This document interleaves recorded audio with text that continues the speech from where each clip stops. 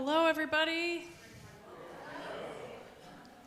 I'm going to get us started. I'm Erica Skemper. I'm one of the pastors here at Oak Grove, and on behalf of Oak Grove Presbyterian Church and the Anti-Racism Task Force of the Presbytery of Twin Cities area, who are co-sponsoring this with us, I want to welcome you tonight. You'll also be hearing later on from Pastor Bart Rausch, who's going to be doing part of the time interviewing Angela after she's talked to us for a bit. And of course, the reason you're here is to welcome and learn from Pastor Angela Denker. I want to welcome those of you who are watching online, also live and later on the recording, and we hope that you will also be able to find community and conversation partners who you can process and talk about what you hear on this as well. A few logistics. First off, I'm really happy to see that you all have kind of sat toward the middle, so I don't have to make you move. Because the plan for tonight is that Angela is going to talk in segments, and there's going to be some time for you to turn to some of the folks around you and talk a little bit amongst yourself and process some of what you're hearing. And so you might, if you don't like the person you're sitting next to, this is your chance to find new conversation partners. There are also, during the first of those conversation times, I'm going to buzz around and hand out some cards. And later on this evening, there will be an opportunity for questions, but the way we're going to do that is by having you write questions on those cards, and then I'll kind of collate and gather those and hand those off to Bart. Afterwards, we have books being sold by Comma booksellers, and Angela will be available to sign books, and our Adult Formation Committee has also pulled together some cookies and refreshments for afterwards, and we hope that you'll join us for a few minutes because, again, we think it's really important for there to be some conversation and for there to be some time for us to talk to each other.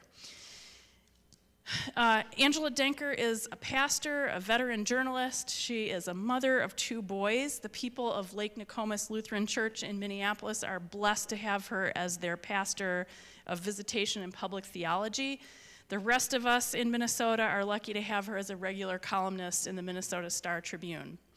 Her award-winning first book, Red State Christians, was written in the wake of the 2016 presidential election, and it explored the question of how on earth nice white Christians could vote for someone who seems so at odds with their professed values.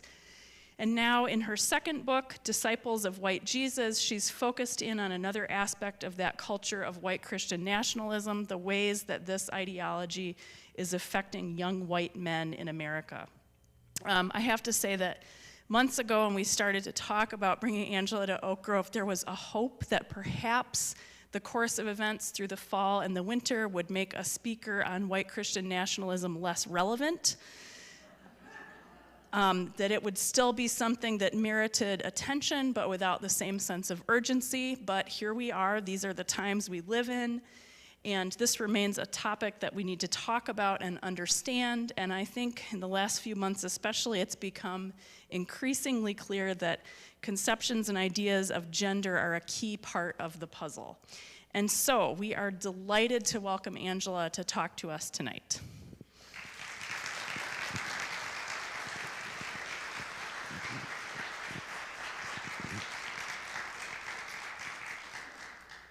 Well, good evening. It's great to be back at Oak Grove, and that was a great introduction. So thank you. Really covered a lot of what's been happening and why we're here. And I want to say it was really nice to be here a few months ago before this new book came out and have this opportunity. It was one of the first events that I had done post-election. So we got to kind of process together and talk about Christian nationalism specifically. And then now here I am, and I'm back. I think it's been like 2 months. 2 months, 2 months. And kind of a whirlwind of time since then, too. So I'm looking forward to this, and I want to tell you this is really just my second time to really do an event that is focused specifically on this book from a group to whom I've shared before about Christian nationalism. So some of what we're doing tonight is you get to workshop with me through seeing what works well, what really resonates, and I look forward to kind of working through that together as we explore this new topic. And really what I want to do too is build bridges from this understanding of Christian nationalism to understanding, as Erica has pointed out, how gender plays into it, and then how it impacts us as we parent, as we grandparent, as we live in community, as we teach and minister and coach, and really hoping that you might be able to leave here feeling a sense of empowerment and understanding and having some connections made that you didn't have before. So one thing that I want to work through with you tonight is that whenever I teach about Christian nationalism, I begin with a Bible passage. And I do that really specifically, even with groups that are not faith-based groups. You know, it feels a little more fitting here in a church. But I do it even with non-faith-based groups because the major arguments of Christian nationalists is that this is their book. That this is the book that gives credence and understanding to policies around immigration, around LGBTQ people, around women's rights. They are saying that this is our book. This is the book that led to Project 2025. And so I think in order to have a discourse that is balanced and a discourse that really gets at where these folks are coming from, then it's important to engage with the primary text, which is not only the Christian scriptures, but of course the Hebrew Bible of the Jewish people. And it's really important to do so. So what I want to do tonight is begin with a scripture passage that gives us a really interesting look into how Jesus saw masculinity. Because again, the main argument for these folks, not just for Christian nationalists, but for those who are saying this violent vision of masculinity, that men are designed to be angry, intense, aggressive, that being power hungry and lording it over others, and this intense idea of hierarchy with white men at the top. Again, they say, well, this comes from Jesus. That Jesus prescribed this. And then they'll draw on maybe one example of Jesus turning over tables in the temple. That's kind of their bread and butter. And they go back to it again and again. Now, this is where, again, context is important. Does anyone remember why Jesus was turning over tables in the temple? Anyone want to say? People were basically grifting in the temple, and they were using God's house as a place to sell and make money primarily, which we know a thing or two about in prosperity gospel American Christianity. And certainly these pastors who've been brought into Trump's inner circle, that's been a lot of what they've done too. So I think if we're talking about Jesus being angry, we've got to understand why he was angry. But instead of that really narrow vision of masculinity and what it says about Jesus and what it prescribes for the men and boys in our lives, I want to take this passage. So I invite you to kind of put this in your back pocket, remember what this passage is, so that you can return to it again and again. And when you're having conversations with people who are making claims about Jesus or about God, that you have a piece of hard evidence to turn to, because it can be overwhelming when people are throwing sound bites at you and making claims. It's important to have these pieces. And I'll just remind you real quickly, our central text for Christian nationalism is John 18, 33 to 38. But today, to talk about masculinity, we're going to look at John 11, 20 through 37. And I wouldn't even say that John is my favorite gospel, but I guess we're both in John for these. So John 11, 20 through 37.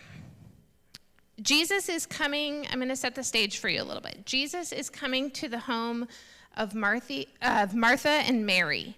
And he's coming there because he's heard that their brother Lazarus is very sick and has died. He came there initially hearing that Lazarus was sick, and while Jesus was on his way to visit them, Lazarus died.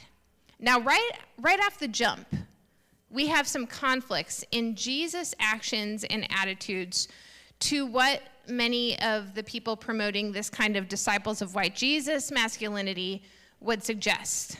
First of all, Jesus has two very close female friends, direct friendships, relationships, and he's going to their home.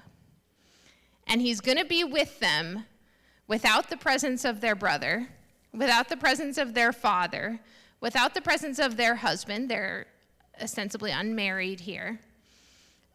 So again, we have a very different stage set for what Jesus prescribes about healthy relationships between men and women. So verse 20, when Martha heard that Jesus was coming, she went and met him, while Mary stayed at home. Martha said to Jesus, Lord, if you had been here, my brother would not have died.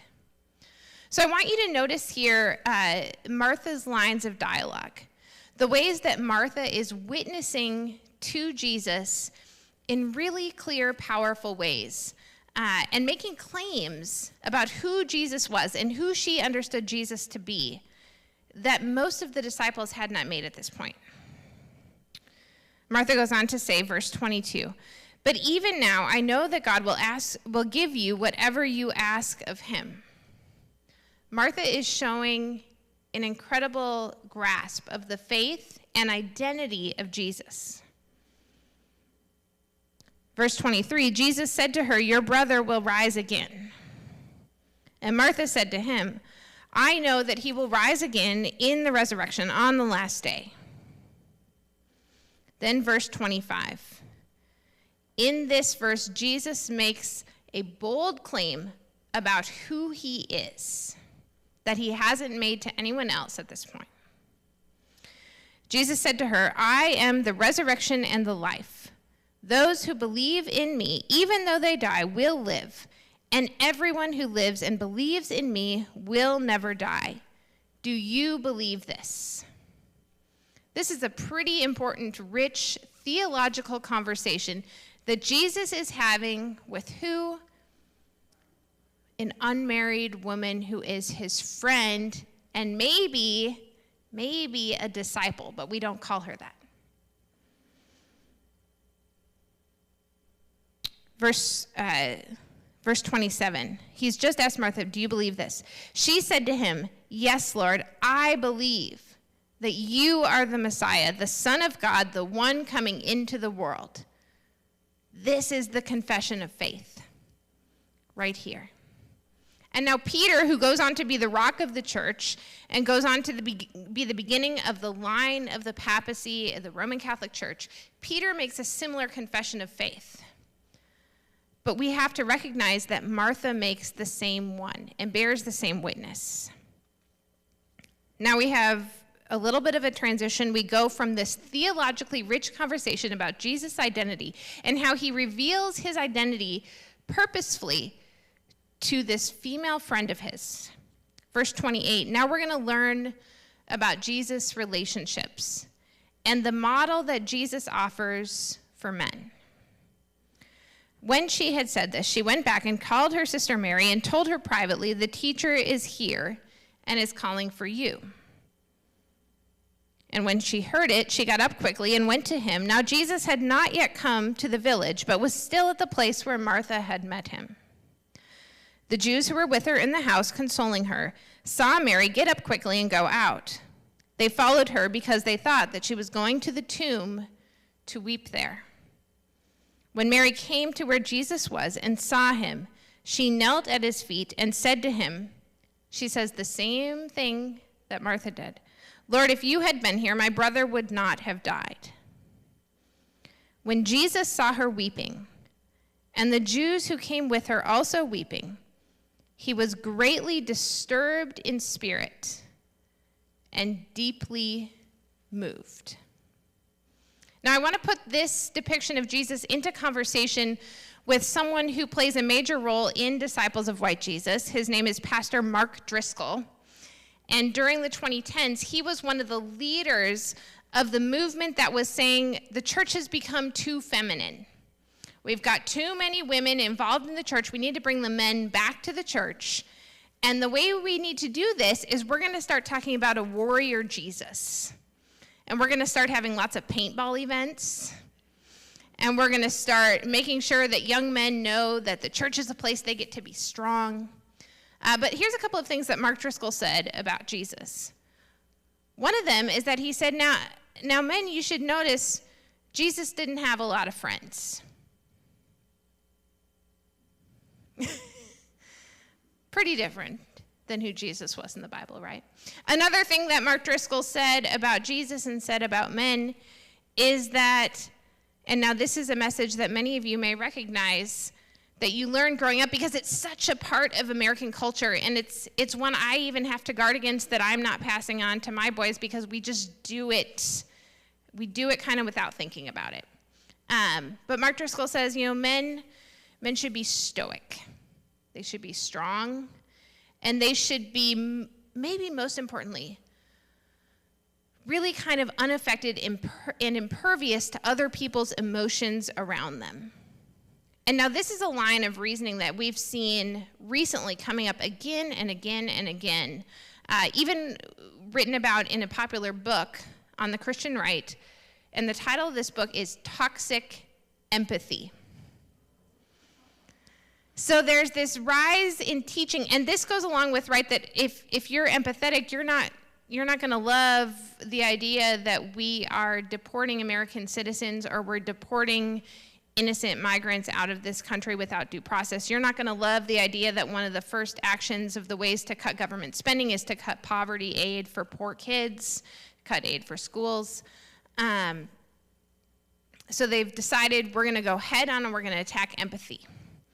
But it works really well for them because it dovetails with a lesson that many men and boys have been taught their whole lives, which is that if you appear empathetic, if you let people know that their suffering is affecting you emotionally in some way, then what does that make you?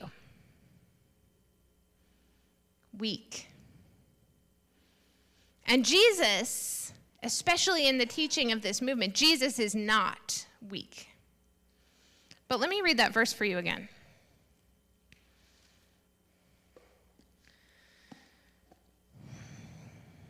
Verse 33. When Jesus saw Mary weeping, he saw a woman crying, his friend. He was greatly disturbed in spirit and deeply moved. He was empathetic. Jesus said, "Where have you laid him?" They said to him, "Lord, come and see."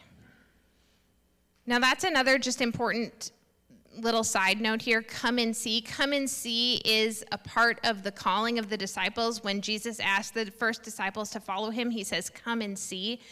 And so we're re-picking up on that idea again, that part of following Jesus, part of being together involves coming and seeing. It involves being in community, being together. It involves activity. It doesn't just involve intellectual assent or proper doctrine. It involves coming to see, to be together before we make really quick judgments about people and about one another. Now, verse 35. This is John 11:35. Often one of the most popular verses in the Bible. Why? Because it's the shortest verse in the Bible. Jesus wept is how it's rendered as the shortest verse. Some translators say it's more correct to say verse 35, Jesus began to weep. But otherwise, Jesus here is crying. And he's not crying because he was wounded on the battlefield. He's not crying because his stocks dipped really low one day. But he's crying because he's lost a friend. And he's crying not only for himself and his relationship, but the way that he sees that this loss has impacted an entire community. Jesus began to weep. Verse 36, so the Jews said, "See how he loved him." What they noticed about Jesus What made him powerful was that he cared. Verse 37, some of them said, "Could not he who opened the eyes of the blind man have kept this man from dying?" Now, this is where we end officially, because this is often what happens when, especially men maybe, show vulnerability or empathy. There's immediately a question about their capability, their strength, their capacity. So Jesus gets that same question, but we're cutting off right here, even though I want you to remember what immediately follows after Jesus weeps, after Jesus is greatly disturbed in spirit and deeply moved. The very next thing he does is his most powerful miracle up until his own resurrection. He resurrects Lazarus. He brings Lazarus back to life. And so arguably, where his power came from was his empathy and his vulnerability. He became stronger and able to do this incredible miracle in the wake of tears. And it just really upends so much of our understanding about masculine strength, about how amazing things happen, and about how God works. But I want to note that even though we're zooming in on this particular passage, John 11, 20 through 37, the reality is that this depiction of masculinity is pretty consistent throughout the Bible. There are numerous places in the Hebrew Bible where men weep at the death of a loved one, and they grieve. There are places throughout Scripture where God is very clear that God's power is rooted in what often looks like weakness. The Apostle Paul writes about this in 1 Corinthians. This is all tied together. It's all rooted in something I talked about when I talk about Christian nationalism, which is the theology of the cross. And so all we're doing tonight is we're remembering that even when we learn about gender, we have to ground it in the theology of the cross. That reminds us that God does God's greatest work. God's strongest power is often lodged in what the world names as weak or ineffectual. And this whole time tonight, I think we have a pretty evenly mixed crowd tonight between men and women and genders. And what I want to say tonight is that as we're talking about men and boys, it's really evident that the flip side is true for women too. And what I think has hindered us as a church and as a culture as we talk about gender is we often do it in a vacuum. We're either going to talk about what's happening for women and girls or what's happening for men and boys, but we don't often do it together. And so the reality is that just as we learn that empathy is strength for men, we also learn that for women who've long been called the weaker sex because we're somehow more empathetic, supposedly, that we also have to see where that can be strength too. So I need to pause here. Like I said, we're workshopping this. I want you all to turn to one another for a few moments and talk about a couple of questions. And I'll give you about 5 minutes, and then I'm going to ask a couple people to share what you heard. But first, I want to know, how do you see Jesus as a model of masculinity? And then 2, does this model differ from other models that you have absorbed about masculinity, and in what ways? And so I'm going to reassure you, if you came here tonight, you wanted to hear about American politics, we're getting there. So don't worry. We're setting it up in the second half, but I want to give you this model first, and then we're going to talk about it. So please turn to a few folks around you, talk about this for a few minutes, and then in about 5 minutes, I'm going to invite a few people to share.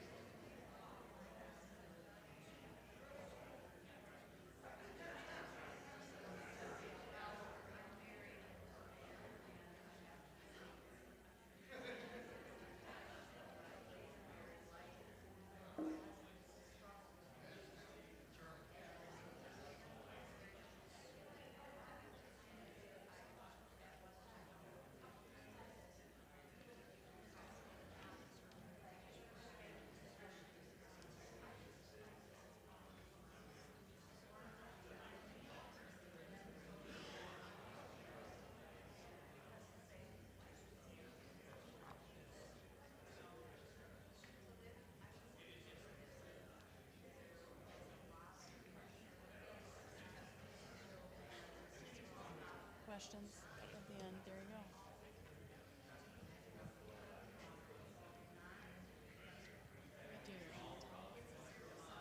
I got the other hand towel. Well, because if she wants to get responses. Sure.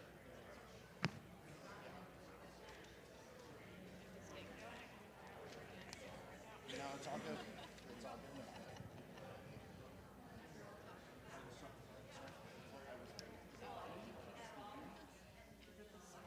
It's not swap.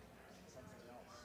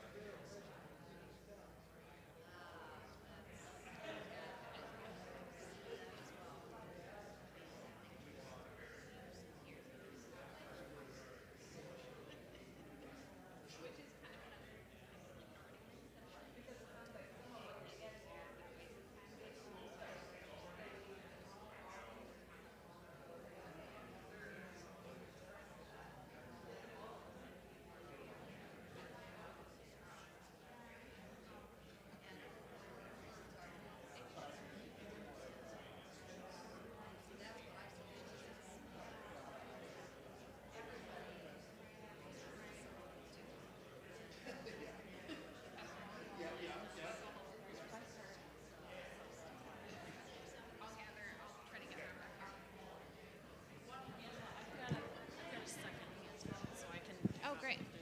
Okay. Yeah. We'll do like 2 or 3. Okay, everybody. I know I'm loving seeing these conversations, but let's kind of pull it back here. And I would love to hear from just a couple of folks if you want to kind of be a spokesperson for your group, if something that you heard or noticed or wanted to share with the larger group about what came up. Erica has a mic here. The mic is important partly because we're recording, but also so we can all hear. So raise your hand and wait till I get to you. You were all really talking a few minutes ago. Well, I'll take a shot here at this. Thank you.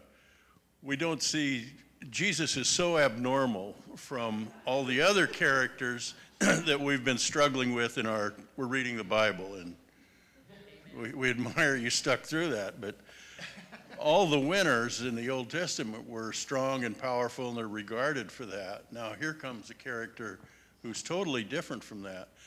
So we're kind of amazed that after all this time, we still haven't gotten the message.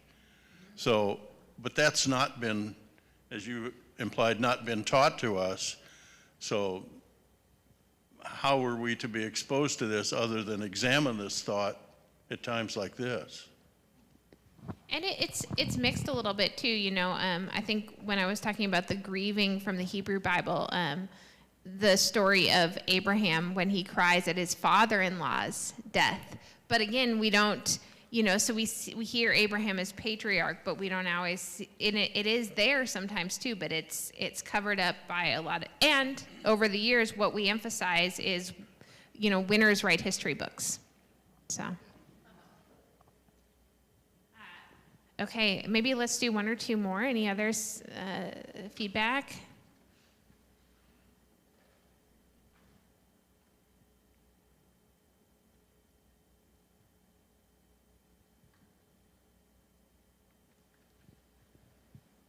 Let's get one more.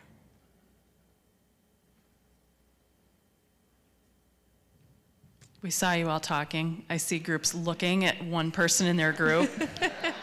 Come on, somebody's got to do it. We maybe have this group over here, it looks like. Oh, give it to Ann and Larry are going to take it together.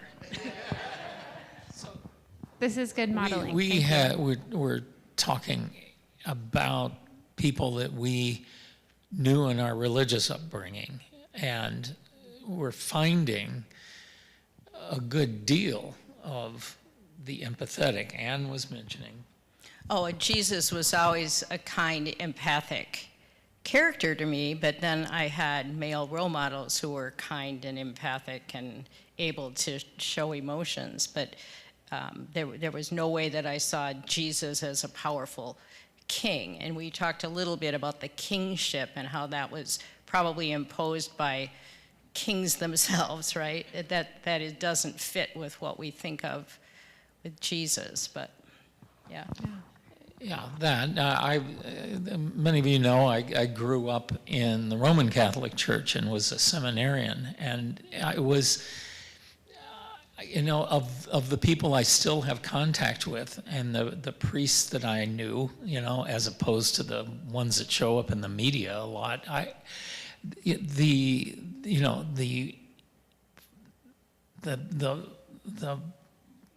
teaching, the learning that they had in order to serve was to be empathetic. You know, this was pre the abortion madness and that kind of thing, but they trained to be empathetic, to listen in a confessional, that kind of thing.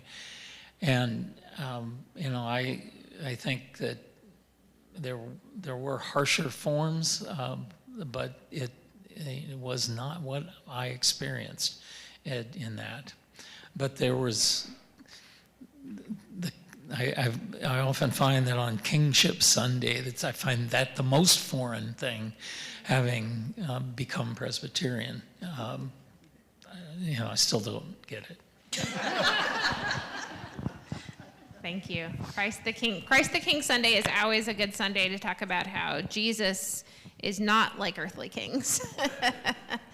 But I think such an important point for a couple of reasons. First of all, I want to say that when you're talking about how this image of Jesus as king may have come from earthly kings themselves, what I think is really important to notice is that a key theme throughout Scripture, beginning in Genesis 1, and through, of course, the incarnation of Jesus, is that every single human being is created in the image of God. But what happens, especially for people with a lot of power and influence, is the much more common thing to do is twist that upside down and make God in our image. And so we get a God who looks like us instead of trying to look at one another and say, where do I see God in you? We say, how does God look like us? So I think that's an important twist. And then the other thing I wanted to point out is that I think your story is a common one. I was having this conversation earlier tonight, that many people look back and reflect and say, yes, I did have these messages maybe about empathy being weak or different things as a boy or a young man, but I also had all these men in my life who weren't like that. And maybe they were pastors or priests or teachers or coaches or your own father or grandfather, uncles, brothers. And for whatever reason, sometimes it seems like people are almost ashamed of that. That my background, I didn't get this hardcore masculinity. It wasn't different. So maybe I don't have something valuable to contribute to this conversation. But and this is kind of one of the things I usually end on, but I'm going to say it now too.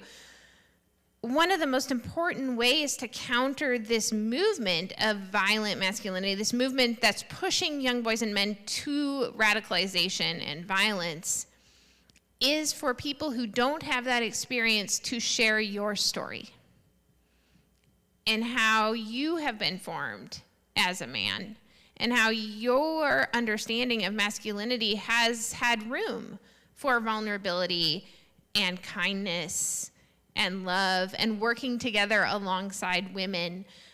Because I have those examples in my life. We do have these really equally powerful examples of manhood and leadership and of Christianity. So part of the encouragement is that, yes, there is a dominant culture that has said this is what men are, and right now especially this is what Christian men are. But it's not the only story. And a big part of what I try to do in Disciples of White Jesus is to this is the Bible, not my book.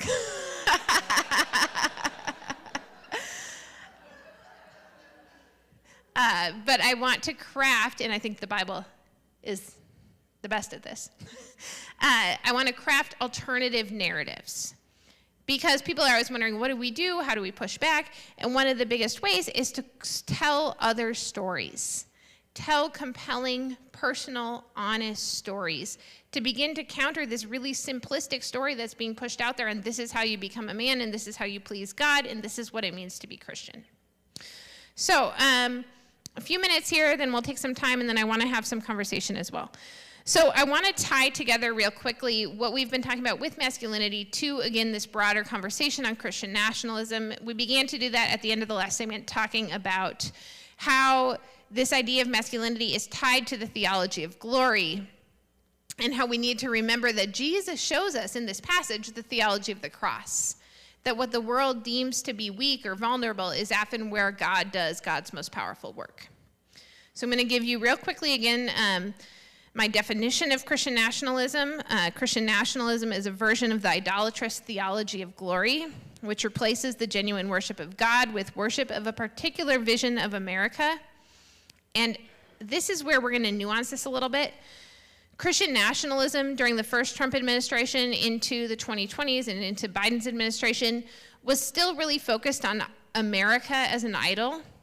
That has changed. That began to change really powerfully with the assassination attempts on Trump, and Trump began sort of claiming this mantle of God spared me so that I might commit this mission. He said it during his first speech to Congress. So he has begun casting himself and also sort of this vision of a strong male autocratic leader as the idol itself. And so a few weeks ago, we have an ever swirling news cycle, so this has been a while now, but there was a parody that then Trump sort of re-put out there on his social media about a vision for Gaza. And part of this vision for Gaza involved a golden statue of Trump himself. And so it's important to pay attention to imagery. And what we're seeing now, we used to see a lot of imagery about idolizing America itself or idolizing the military. Now it's become much more singular it's become much more gendered explicitly. It always was, but it's become even more gendered and rooted in Trump himself, but also in figures like Elon Musk, very, very wealthy individuals, people like J.D. Vance, and anyone who sort of fits into this mold. We'll get to more in a little bit of those guys. So worship a particular vision of America, we talked about how that's shifting, often rooted in a revisionist history of white people in the 1950s, before the civil rights movement or the women's movement. You're beginning to see this vision play out now with the policies that are being put into place from Project 2025, that they use words to mean their opposite. So a big thrust of what Christian nationalists say that they're wanting to bring to America is religious freedom. But it's not freedom for the sake of freedom, it's the freedom specifically to discriminate. And so again, like this recasting of the Civil War as the war between the states, or a war for states' rights, the state right to enslave people. So a big part of this this movement, they've made it, we're gonna be about freedom, we're gonna, during COVID, that was a big rallying cry. We need freedom from vaccines. But again, if you start to see the underbelly of it, which we're starting to see now in a lot of these immigration deportations, in a lot of the policies around poverty, in the demonization of federal workers and layoffs, what you're beginning to see is that the movement is really about a rollback of rights, which makes it significant that the vision they cast of America was a time before civil rights movements, gay rights movements, women's rights movements. Any expansion of rights is what they're wanting to peel back because it creates a hierarchical system in America, and they want to reinstate that hierarchy with very, very wealthy, very few white men at the top. So Christian nationalism supports a violent takeover of government and the imposition of fundamentalist Christian beliefs on all people. It's another really key point. People will say, well, I'm a conservative. I'm a conservative Republican. This is my guide. This is my policies. This is what I want. If you look at the actual policies that have been put in place by the Trump administration, they are not conservative, especially when it comes to Christianity. They're fundamentalists. And the way that gender roles plays into this is one of the key ways to determine if you're dealing with a fundamentalist religious group is that one of their highlights, one of their central teachings is about gender, and specifically gender roles. So there's really easy ways to pick this out. One of the things that you'll notice is that they focus heavily on women's dress and what women are wearing. So in Saudi Arabia, there's strict rules about head coverings, about dresses that people wear. Here in America, there's a huge fixation on women's leggings. And the idea, there's all kinds of right-wing Christian articles about why women wearing leggings in church is ushering in a new age of sinfulness. But it's not just leggings, it's hair, it's all sorts of fixation on what women wear. And also increasingly, because I said there's always two sides of a coin, there's also now an increasing fixation on men, what men look like, what men wear. This increasing pressure through social media outlets of muscles, of young boys wanting to make sure they've got a six-pack. The intensity of men, doing things with their hair, the intensity of this fixation on appearance and strict gender roles is a hallmark of fundamentalism. And fundamentalism has more in common with itself. So fundamentalist religious groups have more in common with one another than they do with their own religious groups that tend to be more moderate or liberal. So they find commonalities, and you see this in countries that are ruled by groups that are leaning into fundamentalist religion, whether it's the Russian Orthodox Church, whether it's in India with Modi and his embrace of fundamentalist Hindu groups, whether it's in Israel and the embrace of Netanyahu of the Orthodox religious folks. The fundamentalists group together because fundamentalism lends itself to absolute power, to absolutes, and to strict gender rules. Christian nationalism relies on a theological argument that equates American military sacrifice with Jesus' sacrifice on the cross. I saw a stat today that worldwide global military spending increased more in the past year than it had in several years before that. It's just skyrocketing. Military spending connected, of course, to this global embrace of authoritarianism and of a violent masculinity as a model on which to model the world. Christian nationalism suggests that Christians are entitled to wealth and power in contrast to Jesus' theology of the cross, which reminds Christians that they too have to carry their cross just as our crucified Savior did. So with all this swirling around, and then it's filtering down to young men and even young boys. And it's being weaponized using algorithms on social media. And it's feeding them all this content, initially maybe as a joke. And they're watching it with their friends, they're laughing about it. And then what tends to happen, a pattern that I saw over and over again in the interviews that I conducted for the book, is that inevitably the algorithm sees they're watching this content, even if they're watching it as a joke. And then something happens. Maybe they go through a breakup, they have a hard time in school, maybe there's some bullying, maybe they get cut from a team, something happens in their family. Something goes wrong. There's a feeling that we all go through: isolation, loneliness. They're alone with their device, and the device is serving up that same content. And again, flip side for women, this is happening with trad wife content. So it's happening on both sides. But for young men and boys, they're being served all this manosphere content, and it's leading them into highly radicalized and violent spaces online. And from that vulnerable space, feeling alone, feeling lonely, feeling depressed, with a dearth, again, of that kind of positive content about masculinity that I'm encouraging all of us to share in those other narratives, because there's not a lot of that out there. They're getting served, again, this is what it means to be a man. And it leads some of them down passive radicalization or violence, acquiring weapons, using those weapons maybe against other people, maybe against themselves.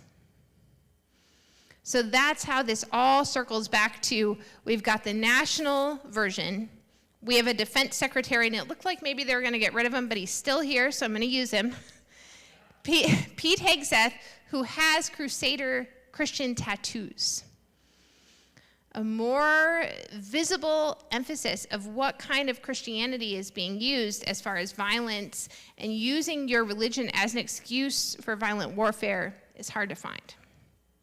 He also happens to be a very inept leader. So we've got that on a broader scale. We've got Elon Musk, who recently was written up that his whole plan is to get women to have as many of his children as possible. He doesn't have any interest in a relationship with these children or being in their lives, but he wants to make sure that his genetics go out there, and he's making these relationships possible through money. So we have all this on a national level, and these are some of the men holding the most power, influence, and wealth in the world. And then on this very local community level, we have boys and young men who are being faced with this messaging at very vulnerable times. So the last thing I'll say is there's two different ways I think is important to combat this, and we have to use different strategies for different people. So the strategy for Hegseth, Vance, Trump, the strategy for people in Minnesota politics, Pete Stauber up on the Iron Range near Duluth, the strategy towards folks like that is to follow the money. Where are they making money from this kind of messaging? Where is the grift in all of it? Why was Jesus turning over the tables? Finding out why it's profitable for them to have this kind of messaging going out, because most of the time it is about a profit idea. So follow the money, find the hypocrisy, find out where what they're saying conflicts with what they're doing, and be really dogged about supporting people like investigative journalists, maybe individuals, and also maybe some politicians who are pushing back against it and finding ways to support them. So that's one level. And then we also have, like I said, this community level that's just as important, which is how do we address in our own circles, in our own lives, what's happening for men and boys in the midst of these violent messages that they're getting. And that is where it comes in, what I mentioned earlier, about crafting these alternative narratives, about men telling your own stories, about what masculinity looks like for you, about us teaching in our churches, what does Jesus' masculinity look like? And also the last thing I'll say is that, the Christian right has spent decades now railing against gay marriage, and it's really been a central focus. But as they've been doing this, heterosexual marriage in America has become really embattled and in crisis itself. In the midst of divorce, in the midst of abusive relationships, domestic abuse, and in Christian households too. And so I think there also needs to be attention paid to healthy, thriving relationships between men and women.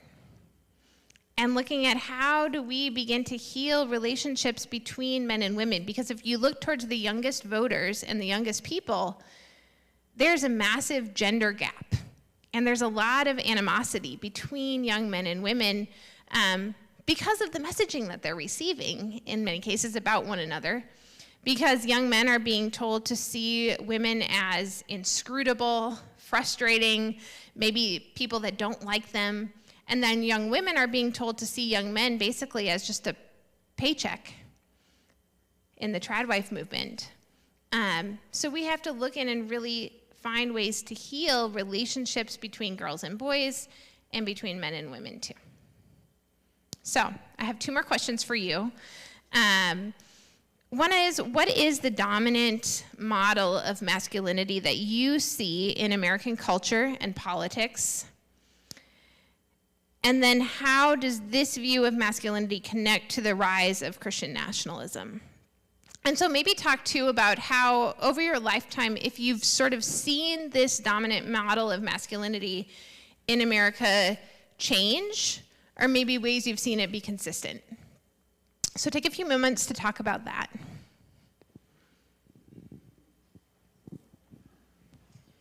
Reminder while you're talking about that, when we have question time coming up, I'll be coming around to collect cards for that soon. So get those ready to go.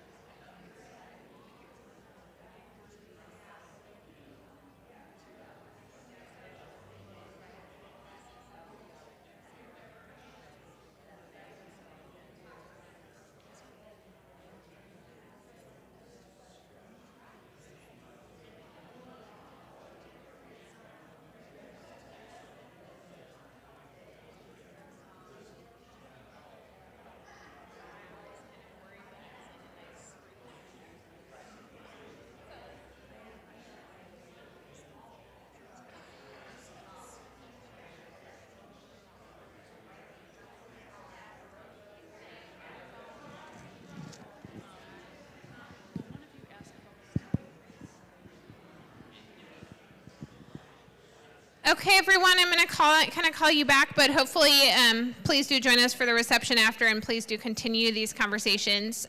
So we're going to have a little conversation up here with Pastor Rush and I, but and if you have questions that you've written on the cards too, please go ahead and hand these to Pastor Skemper.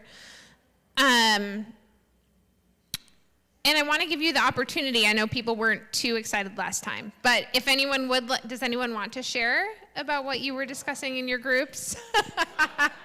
Oh, we do have one back here. Oh.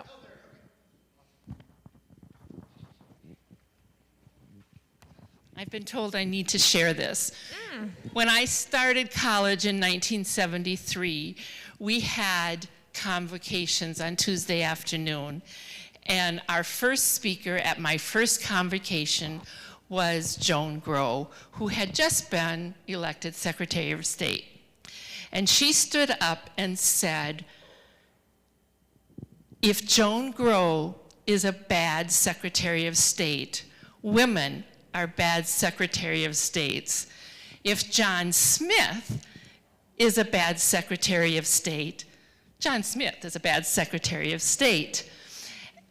And as I have gone through the decades since 1973, I never fail to be shocked at we are still in that 1973 mentality. With all of the education and with all of the great women who have done marvelous things in this world, we're still lesser. Thank you. I think there's so many unintended consequences too, but I will say I love the 70s. I actually think a lot of women my age were like, oh, we would go back to what it was like in the 70s maybe, but you'll probably tell me why not. But when we look at it's interesting if you look at like culture, TV, or media from the 70s, in many ways, the messaging culturally was more progressive than it is on balance today, which is kind of wild to think about. And I just recently listened to a really interesting podcast talking about how the late 90s, early 2000s, which was when I was kind of growing up, there was a lot of messaging about female sexuality as being really empowering. And so there was just a lot of graphic content that hadn't been out there before. And what these two podcasters were saying had been an unintended consequence of that is that it led a lot of women who are now in our 30s, 40s, younger 50s to think that that was where our power only lay. And now you have the backlash against that to the kind of hyper feminine. I mean, it's just, so I think it is, certainly there has been progress made, but there are so many messages that lead us boinging back and forth to how we think about gender and sexuality, and we find ourselves having the same conversations again and again, like you point out.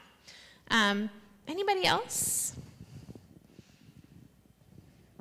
Otherwise, I know we have a few things to talk about, and here's another question. Hold your cards up and Erica will Yes. come and sort them.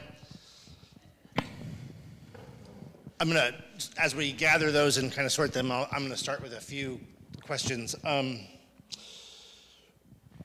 So you finished writing this book about a year ago. What would you add now? What would you change, or what's your third book? Yeah, well, I'm very tempted to write a novel, but sort of a novel addressing Christian nationalism, we'll see. But I was asked this question before, so I had a little bit and the first thing that came to mind was that I didn't write enough about J.D. Vance. And certainly he has ushered in to the vice presidency as a Catholic convert who was vocally critical of Pope Francis. This very specific kind of right-wing Christian sort of pseudo-intellectualism grounded in very traditional gender roles. And even in the lead up to the election, all the headlines about J.D. Vance that many folks thought that might be kind of disqualifying really weren't. And ultimately, the performance we saw from J.D. Vance during the vice presidential debate, where he kind of was able to depict himself as, oh, I'm just this nice guy, and I'm just going to be buddies with Tim Walz, that ended up being the characteristic. Now he's in office, and we're seeing again that no, his real commitment is to a far hard right, masculine Christianity, grounded in, so the Catholicism of this is really interesting too, and that's a whole other, I've written a lot about this for U.S. Catholic Magazine, but there's a lot of young men being drawn into traditionalist Catholicism and Orthodox traditions right now, and what's drawing them is the hierarchy. So kind of sticking with that a little bit, that if one of the descriptions in Christian nationalism and toward men and boys in particular is this warrior Jesus, this lack of empathy, toxic empathy, as you mentioned, how do we reconcile that, where it's one thing to be empathetic, it's a whole other thing to be cruel?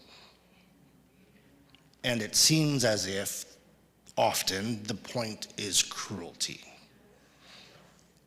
which is a step further. Well, the cruelty is a point, and it creates an atmosphere in which people are on edge and on guard. And so and when people are on edge and on guard, they're more likely to look for a savior. And Trump is really centering himself as he said very explicitly, I am going to fix it. I will be the only one you can trust. So that is part of the center of the point. But I think the first part you were asking about how do we push back against? To some extent, yeah, well, because part of it, you talked about alternative narratives. Yeah. And I had said to you at the break that for me, not having, as I said to you, this is all baffling to me. It was not my experience. I don't understand the warrior Jesus thing. And so the alternative narrative for me is Jesus and Scripture already, and so we read the same Scripture, but we come to different conclusions or different interpretations. We have a plate in my home that's displayed that is all of the fruit of the Spirit: gentleness, kindness, humility. And we're to be judged by our fruit. I didn't tell you I was going to say that. I was just going to say that. But I think that is a comment. We'll know them by their fruits. And I often point to that to counter, well, how do we counter? If you really look closely and critically at the men who have supposedly reached sort of the pinnacle of this mind framework, this ideology, even so, for the most ardent followers of Trumpism or MAGA Christianity, even so, Elon Musk is not the model for the husband or father that they want. Even Donald Trump, they might say, oh, he's been reformed but nonetheless, nobody is interested in multiple failed marriages for their children necessarily. Now, again, the counter to that is it's just all about the wealth. But I think if I were talking to a whole group of religion journalists out here, I think the mistake that has been made often is that whenever somebody, especially a politician or somebody who has a lot of influence and power, says that, well, this is about my faith, the American tradition has sort of been like, well, then it's off limits. And then I'm just going to take you at your word and take you at face value and say, and I think that a more effective way of countering that would not be to just, okay, we're going to end the conversation because they mentioned religion and now I'm uncomfortable. But a more effective counter is to really examine that and to say, as you are, well, this doesn't look like the kind of life that Jesus prescribed. This doesn't, Jesus calls us to love our neighbor, to care for the poor. Jesus was pretty explicit and as I say this, I'm not prescribing that anyone remain in an abusive situation. I know some situations where, divorce is the best option, but Jesus was pretty explicit in condemning divorce. If we're going to talk about things that Jesus was really against and really explicitly talked about. Again, I think there's many situations where that's the best option. I'm not condemning anybody in this room who's divorced. But I think it's just important to look at what did Jesus really care a lot about. It was poverty, it was money, it was greed, it was mistreating others, especially people who are really vulnerable. It was mistreating children, and it was also lying. Mm-hmm. And so looking at the fruits of how things actually turn out, and that is, here we are, Trump is president. It's a lot easier when you're not in office to say, look at how bad this other person is, I'm gonna do things differently. Now he has to own what happens. So I think that's part. I'm not saying he's gonna take responsibility for it. But what I am saying is that, yeah, people, you can't, and this does happen a lot, and I see it a lot among our elected officials. They'll say, well, I don't really have any power to do anything, but they want all the power. But what I am saying is, what is happening in America right now to everyday people, to farmers, to government workers, to a lot of people who voted for Trump. Some of the lived experiences of the fruits of an election are also important things to talk about and to point to of lived experience. Just as a quick, which is an interesting, as we have honored and talked about the life of Pope Francis, then to have these dichotomies, you hear humility, kindness, empathy, and it's held up as a positive thing, so. Yeah, and that's part of the sadness of not having Pope Francis with us any longer, but I think it was an important counterweight and is important for people to continue talking about. And Pope Francis has apparently really stacked the next conclave.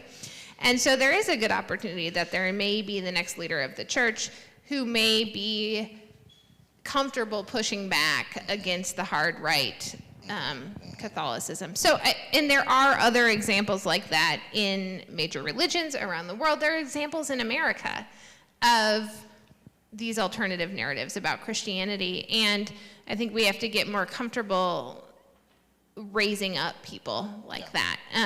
That has been one of the struggles with the opposition to Trump, is that there's a lot of infighting. And there's a lot of saying, well, my particular way is this best way, or my particular way is the best way. And finding some places for unity to stand together on is going to be an important strategy moving forward. What do Christian nationalists think the end game is? And do you truly believe we'll go back to traditional roles and against women's rights, LGBTQ rights, etc.? Well, they've been very strategic. They've been very strategic in stacking the Supreme Court, and the Supreme Court has paved the way in letting Trump do whatever he wants. So in that sense, and they've laid it out very methodically in Project 2025, and some of that, the way that this happens, moves through the restriction of voting rights.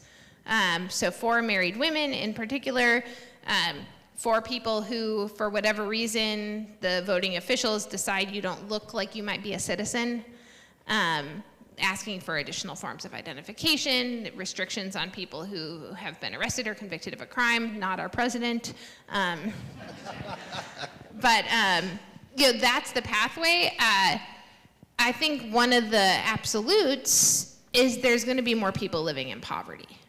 More and more and more, because in order to sustain this extreme wealth for a few individuals, more and more people have to be really, really poor.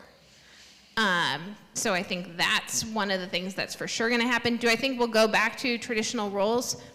No, because it's very expensive to live in America today, and which has been the truth for poor people in America. Women have always worked. So no, I don't think it's realistic, as much as a lot of young women right now think it might be nice to, be at home and make their own cereal and wear prairie dresses. It's a fantasy that's being sold by very, very savvy media elites. Can you say a little more about the gap between young men and women and the new baby production movement? Yeah. I know, there's so many headlines, it's hard to keep track of. I think there was floated a few days ago a medal for women who had at least 6 children, which is very reminiscent, unfortunately, of a medal that was given to women in Nazi Germany for having a lot of children. And also, more recent example, Romania, which became very well known for the number of children who were living in government-owned orphanages, because contraception was made very hard to have. And so the number of children who were suffering and number of families who were suffering, that they could, even if they wanted to have their children at home with them, they couldn't. I mean, we have historical examples of the end game of some of this. I got off track on the last part of your question. Tell me the first part again. Was the gap between young men and women? So the voting gap, it's hard sometimes. Statistics are malleable. So if you want to find a statistic for what you think, you can generally find one. So it's been a little hard to pin down really this gender gap. They actually thought there might be a larger voting gap in the 2024 election, and one of the reasons Trump won is that more white women, younger white women in particular, also voted for him than they thought might. But I think where the gap comes in is that when you have, as is happening on social media, that people are being targeted, we're all being targeted, very specifically with the kind of media and messaging that we're given. And the more extreme that messaging is, the more popular it is, the more the algorithms prioritize it, because it keeps us on the platforms. That's the ultimate goal, right? For the tech billionaires, the people who are involved with Elon Musk, their end goal is just keep your eyes on the platform. They don't care what you're watching.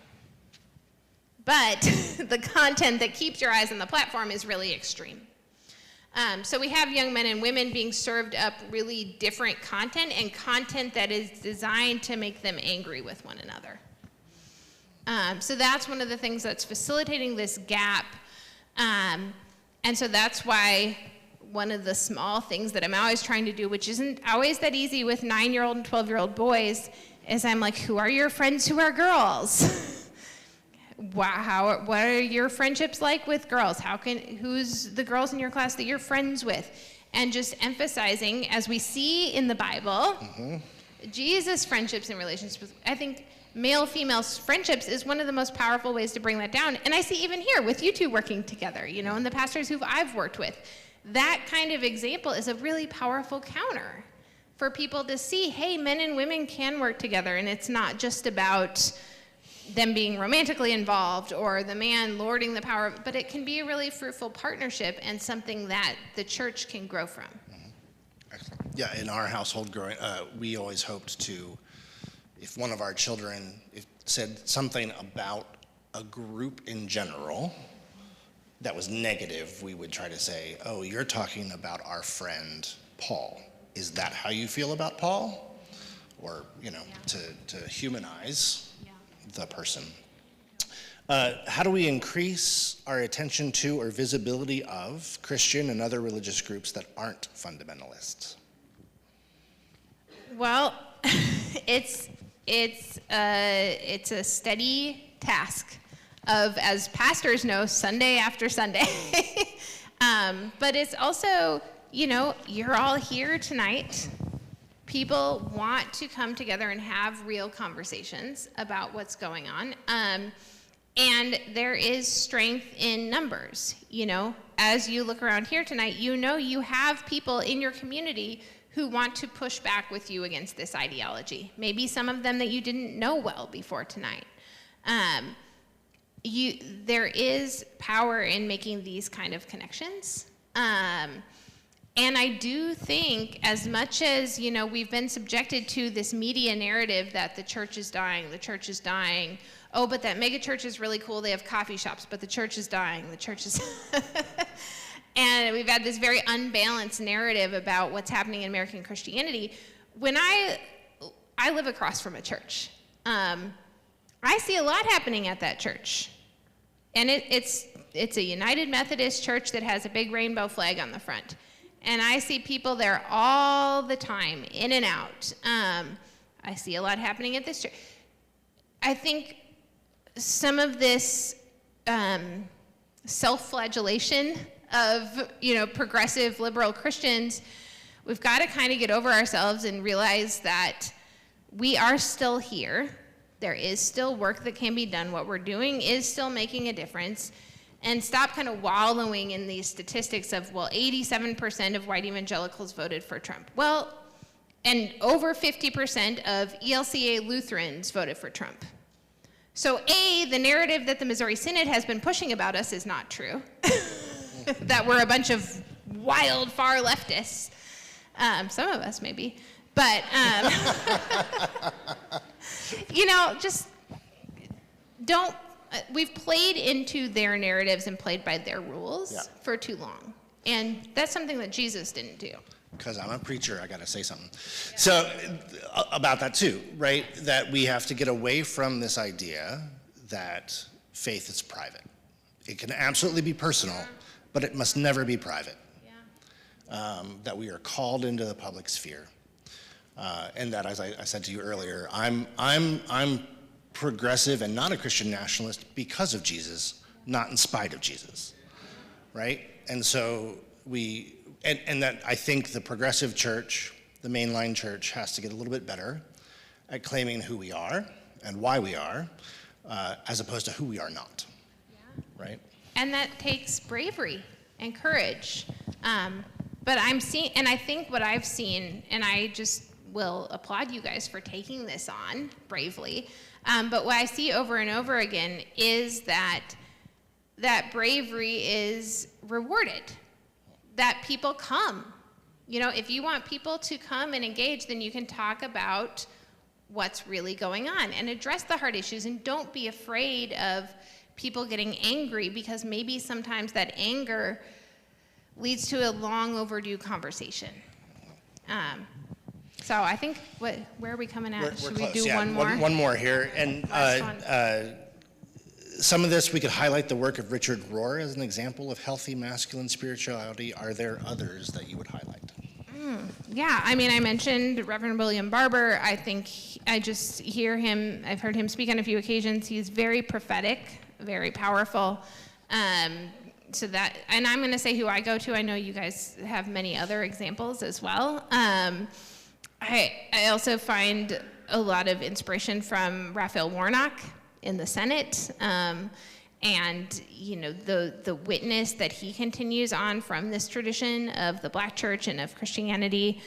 I also, she's not a pastor, but Kristen Dumais she really set the groundwork for this conversation about the role of gender in this movement, and I have a huge debt to her work, Jesus and John Wayne, of laying the groundwork for this conversation. So there's I could sit here and say so many more people. In the last story in the book, a pastor named Caleb Campbell, he really bravely has shared his story of coming out of first a skinhead group, then being a disciple of Mark Driscoll, and now really powerfully in this hotbed of Christian nationalism that is Phoenix, Arizona. As he pastors a Bible church, he's been really bold and brave and has suffered physical health results from it in pushing back against Christian nationalism. And you'll read all about him in the book. But he's a great example too. I'd be a really bad Presbyterian if I didn't say Mr. Rogers. There we go. All right. Yeah. I didn't say, I don't know, what are the Lutherans I should say? We got Dietrich Bonhoeffer. There you go. He's martyred. That's all right. So, well, we will have time for you to talk to Angela after, and again, you can purchase her book, and then there are snacks and lemonade and cookies to have And feel free to stay as long as you'd like and have more conversation. Let's give a big thank you to Angela.